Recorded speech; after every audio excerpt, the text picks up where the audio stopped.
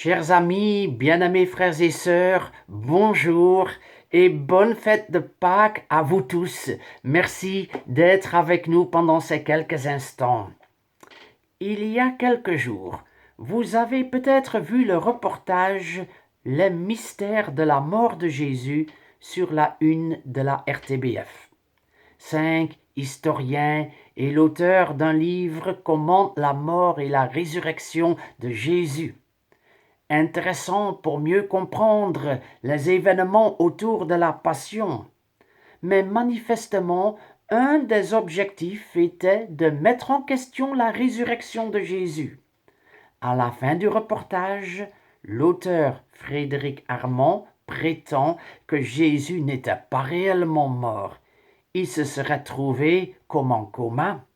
Et il avance 3 raisons. Premièrement, ses jambes n'ont pas été brisées, donc Jésus pouvait encore chercher appui pour respirer et vivre.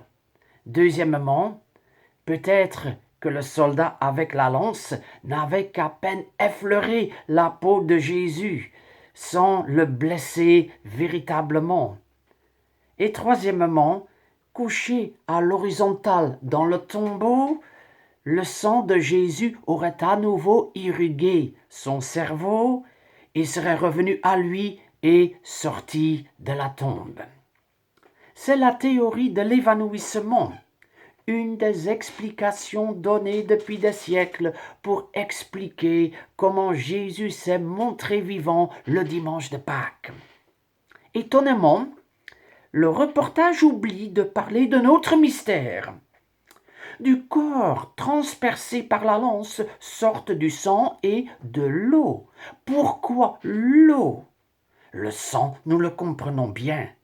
Dans tous les policiers à la télévision, quand un homme est touché par balle, ses vêtements sont touchés de sang. Évidemment. Jamais on n'a vu sortir de l'eau. Pourquoi l'Évangile parle-t-il de l'eau qui sort suite au coup de la lance? N'est-ce pas une erreur? Quel en est le sens? Pour répondre à la question, il ne nous faut pas des historiens, mais des docteurs en médecine qui ont étudié les aspects médicaux de ceux qui ont été crucifiés. Lee Strobel donne le compte-rendu d'un échange avec le docteur Alexandre Metterel dans son livre « Jésus, la parole est à la défense ». Cet homme de science, qui détient 2 doctorats et est l'auteur de nombreux articles académiques, atteste que Jésus a déjà perdu beaucoup de sang lors de sa flagellation, ce qui a comme conséquence qu'il n'a plus d'équilibre et qu'il ploie en portant la croix. Puis, cloué, il s'est affaibli encore plus.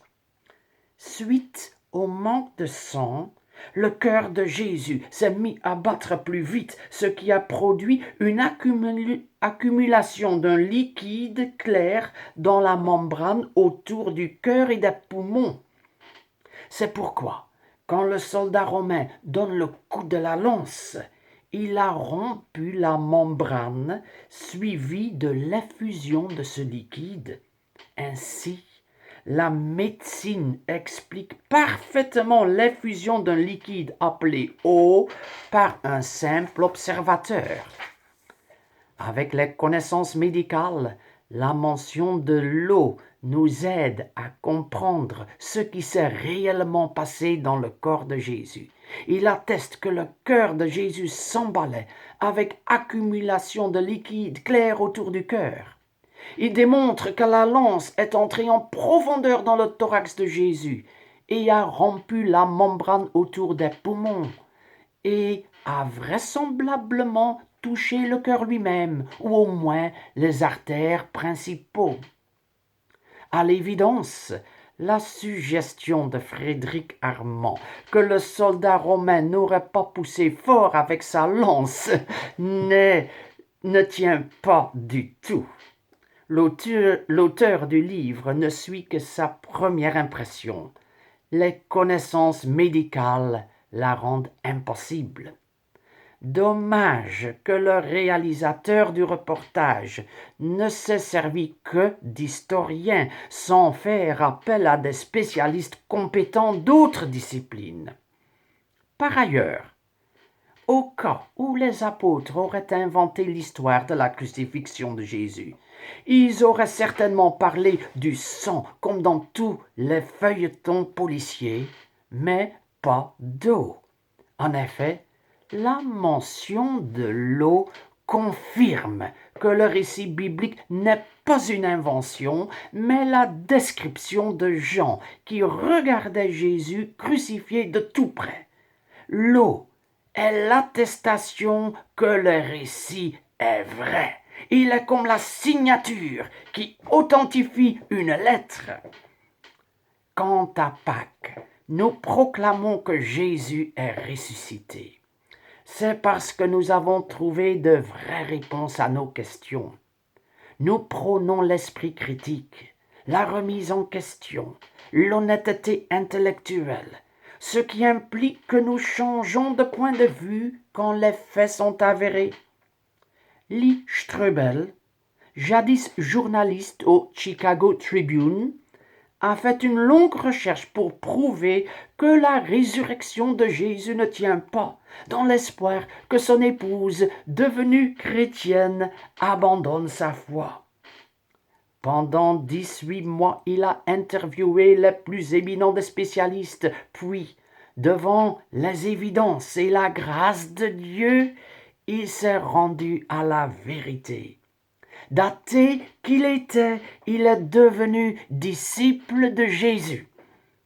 Non, le Christ n'est pas un réanimé qui aurait dû rouler la lourde pierre qui se trouvait devant le tombeau, qui 48 heures après son terrible supplice aurait marché plus de 10 kilomètres en pleine forme avec les disciples d'Emmaüs.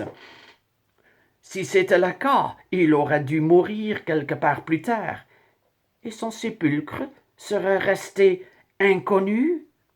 Manifestement, il faut beaucoup de foi pour croire à la théorie de l'évanouissement.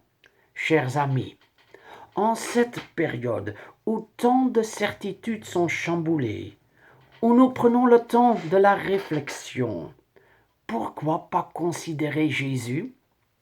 Puisses-tu le rencontrer comme les disciples, comme Saul le persécuteur, devenu Paul le proclamateur, comme des millions de personnes qui ont placé leur foi en Jésus et dont la vie a été transformée. Puisses-tu le rencontrer, non pas comme un dogme théorique, mais comme celui qui se joint à toi là où tu es maintenant. La joie de Pâques, c'est connaître Jésus, le ressuscité. Coronavirus ou pas, que nous restions à la maison ou que nous nous rassemblions, après tant de fois que nous nous sommes mis en question, nous proclamons avec d'autant plus de conviction, ce n'est pas un mystère. Jésus-Christ est vraiment ressuscité. Que Dieu te bénisse. Amen. Père Céleste, nous te disons merci pour ces quelques réflexions. En cette année si particulière, nous nous tournons vers toi. Toi, le vivant, viens nous visiter, viens me parler, viens te faire connaître. Dans mes interrogations, dans mon cheminement, joins-toi à moi et que ton évangile devienne pour moi message de salut, parole de vie, espérance pour demain. Louange à toi, Seigneur. Amen.